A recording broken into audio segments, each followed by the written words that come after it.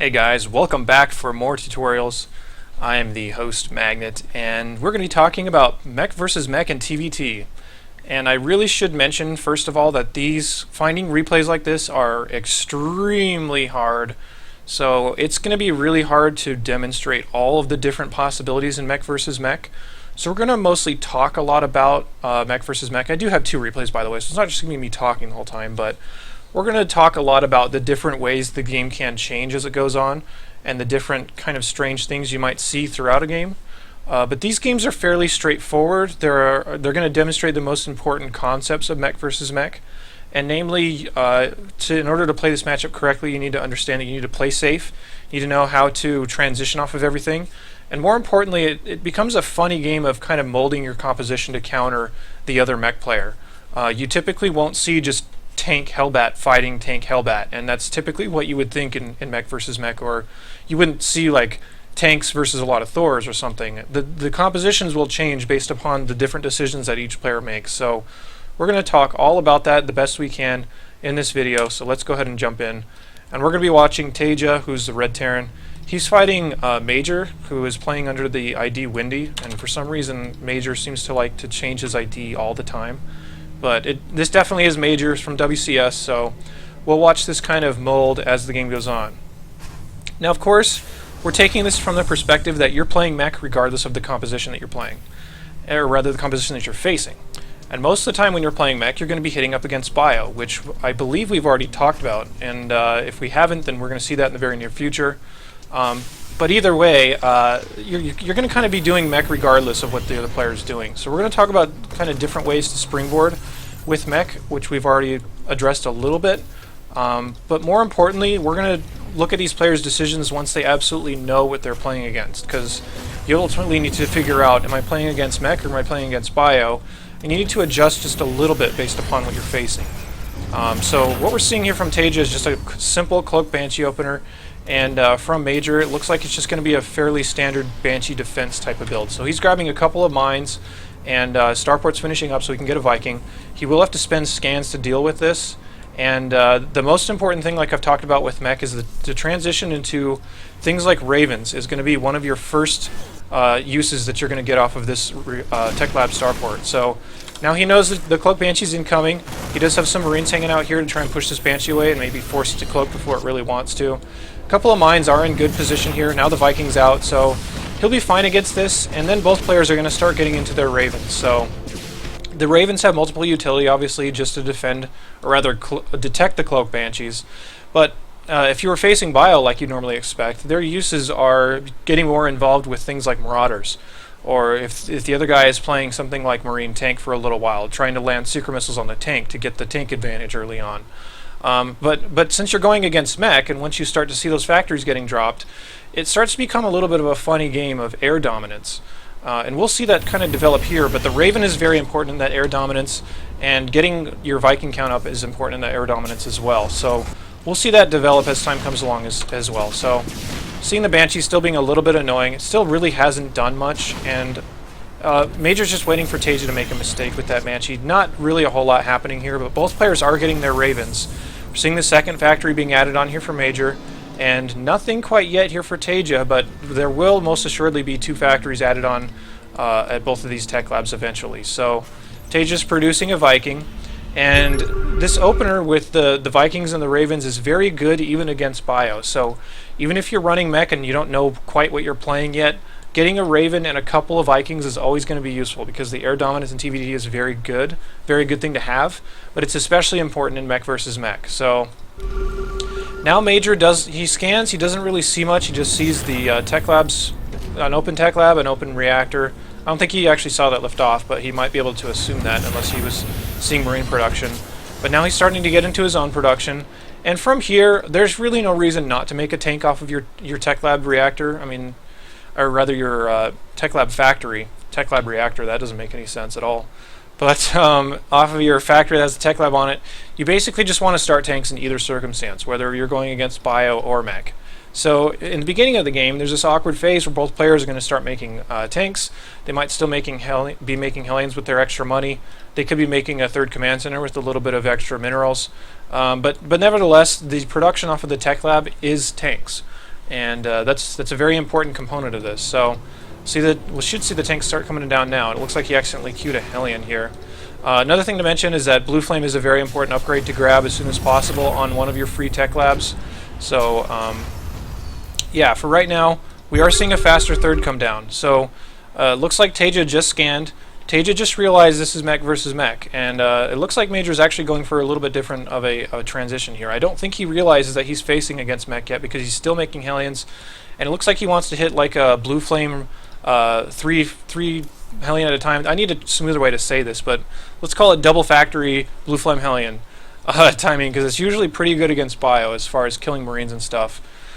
This is a funny part of the game, because if both players are making a lot of Hellions, the one with the faster Blue Flame and the one with more Hellions typically wins those battles, but they tend to not matter once there's a lot of tanks on the field. So it can be a little funny in that, but both these players are still kind of trying to figure out what each player is doing.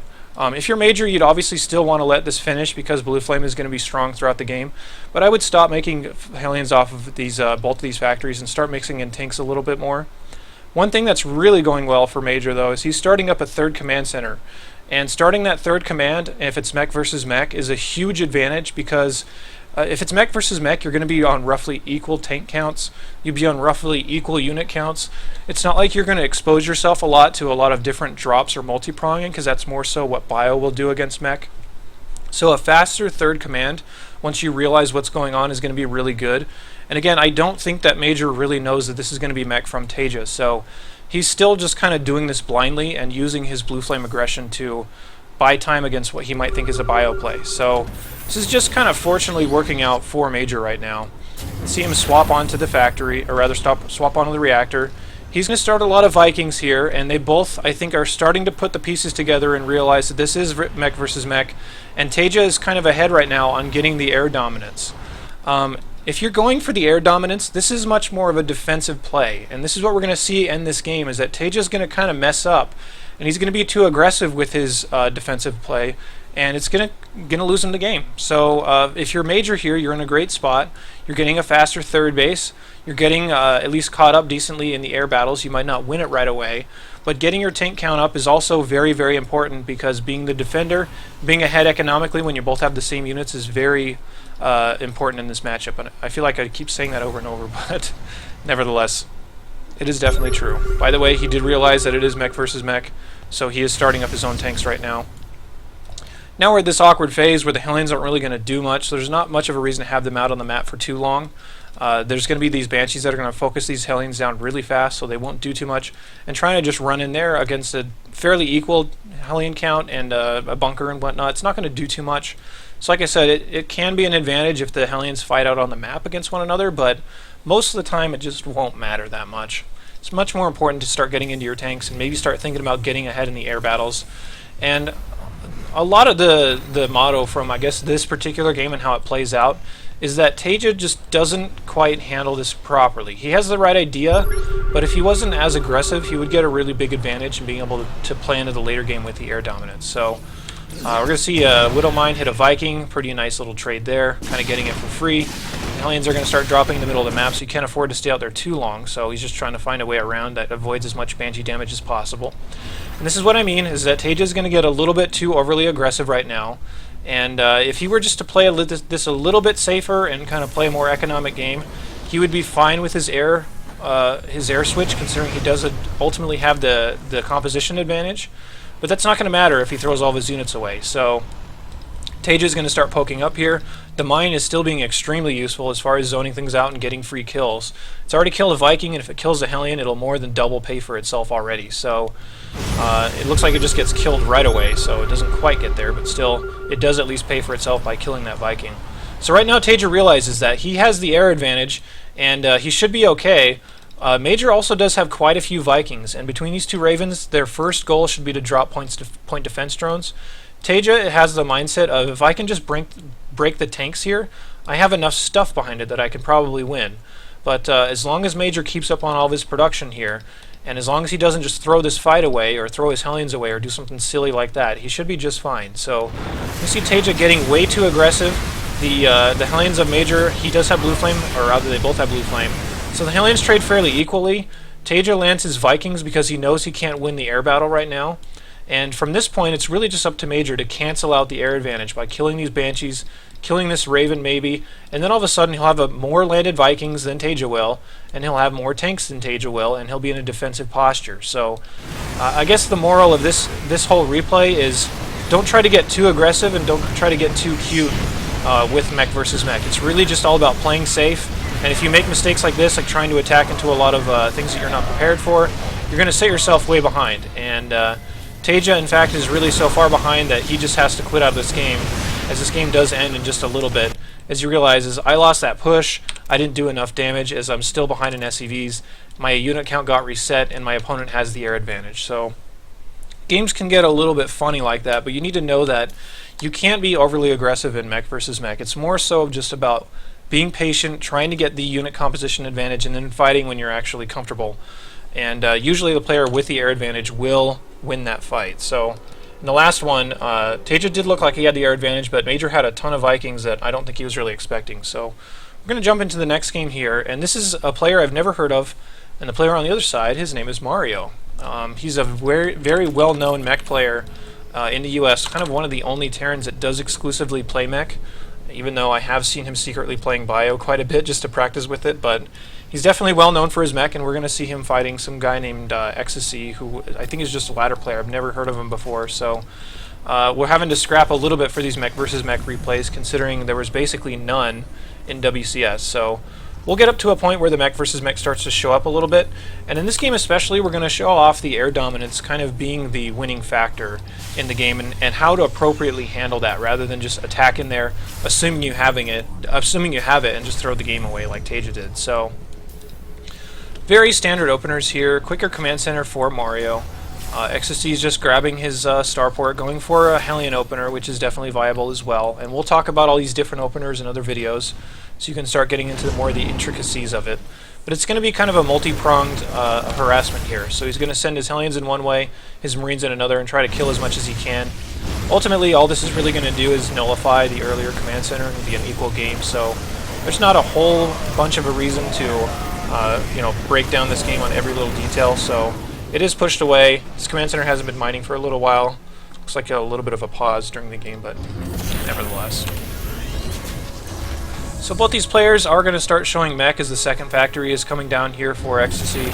And Mario is pretty well known for throwing down a whole bunch of factories at once, so we're kind of just waiting for that time.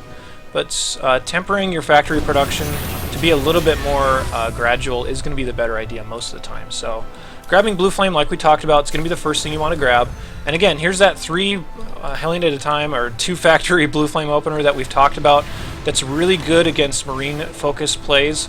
So thus far, I know this is Mech versus Mech, but sometimes you will see some Marine-focused plays in the early game, and that's why these Hellion openers are designed to do stuff like that. So opening up with this, with the 2 factory Hellion production with Blue Flame on the way, is never really a bad idea.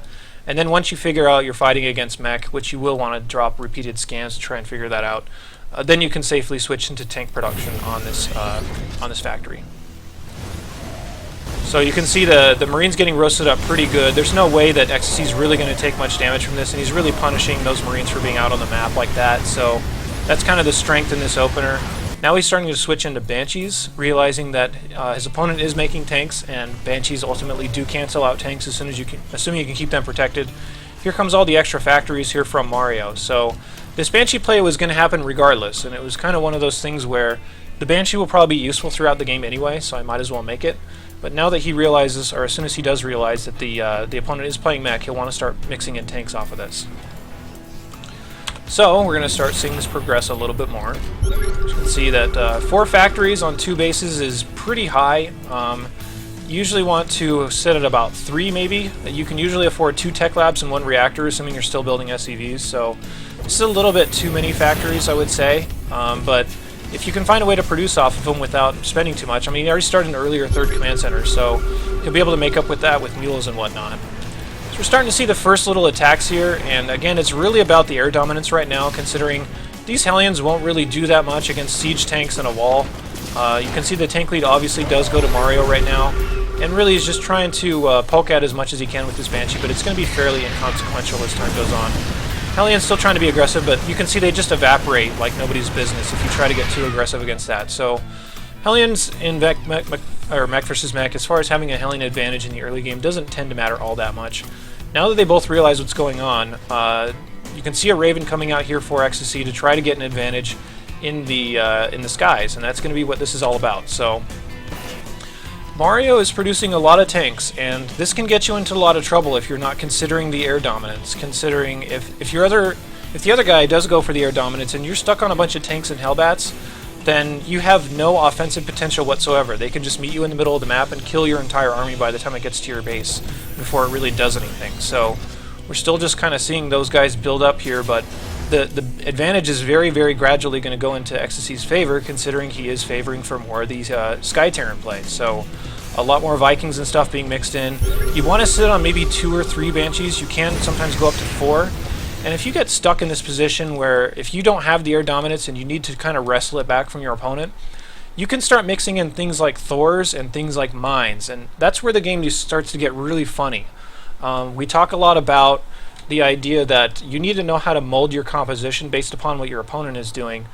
So if your opponent gets a huge Viking count and a big Banshee count or something, and then you have 4 or 5 Thors and a bunch of mines, and you can, detonate your mines on top of the Vikings or on top of the Banshees and whatnot, then all of a sudden their air dominance doesn't matter, and you just win the ground fight. So it can be a weird game. So the logic here would be, if he goes for air units, maybe Mario starts making Thors, or he starts making mines.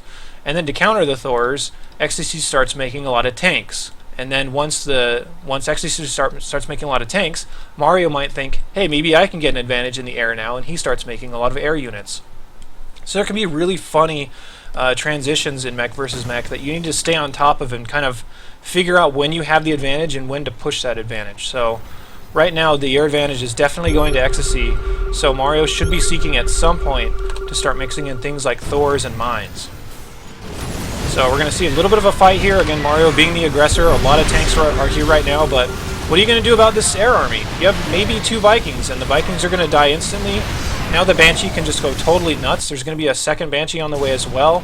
There are Hellions here that will kill some workers, yes, and he's doing a nice job zoning out all these Hellbats over here with his tanks, and that's more so on Ecstasy for making that mistake. Ultimately, Ecstasy should have a huge advantage here as far as everything that's going on, but he did make the mistake of having his Hellions in the wrong spot. So that was unfortunate for him, but he still is able to push it off.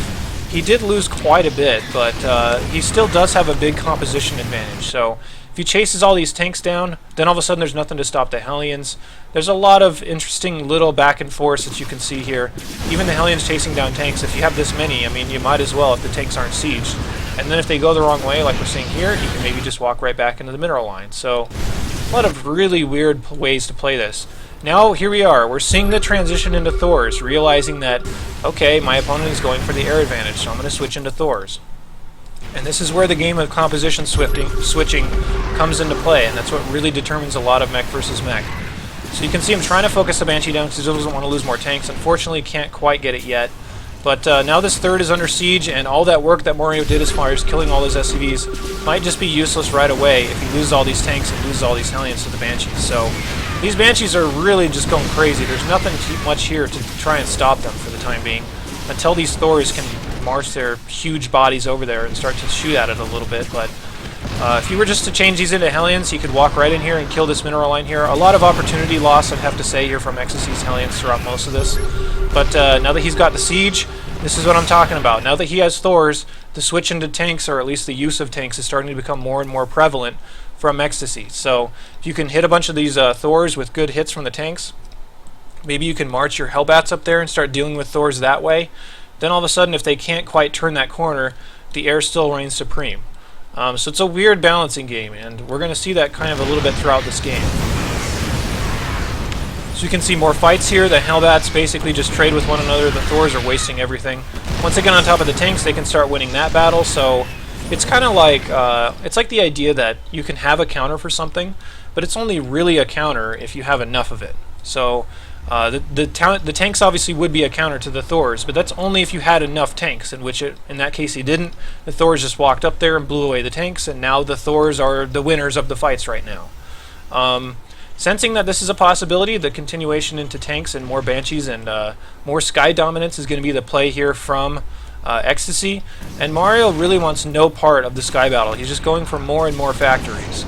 See, the Banshees still will have use beyond just that initial couple of battles and beyond the initial harassment. So both players kind of starting to expand. Like I said, Mech is very immobile, so expanding faster than your opponent can be a big advantage. So Mario kind of understanding that, getting his bases up a lot faster.